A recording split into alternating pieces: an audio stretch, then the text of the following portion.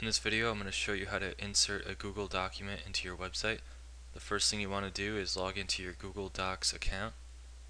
This should be the default page that shows up. If not, just click on the icon up here. And then you will select the document that you would like to have in your website. And once it opens, go over to Share. Click the drop down menu. Click Publish as a web page.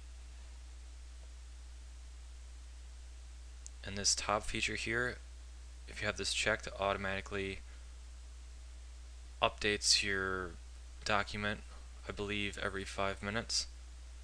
So that's up to you if you want it to automatically update or not.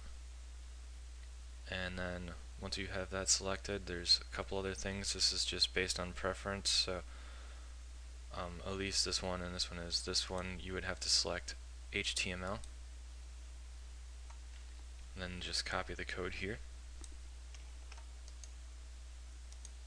We'll go into WebEasy and we'll need to go to Insert, Component, and then HTML code fragment.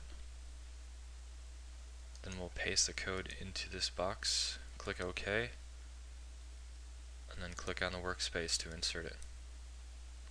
Again, this is just a default placeholder, so this is not the actual size of the document, and for documents you can't really see what the size is in here. You have to check it in the code.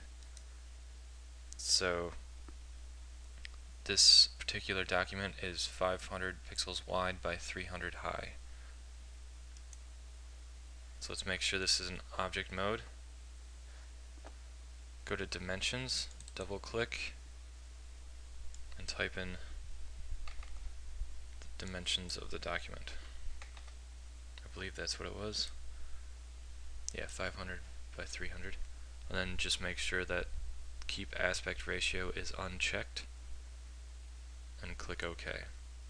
Now this is what the actual size of the document is going to be, and we can just align it to where we would like and then preview.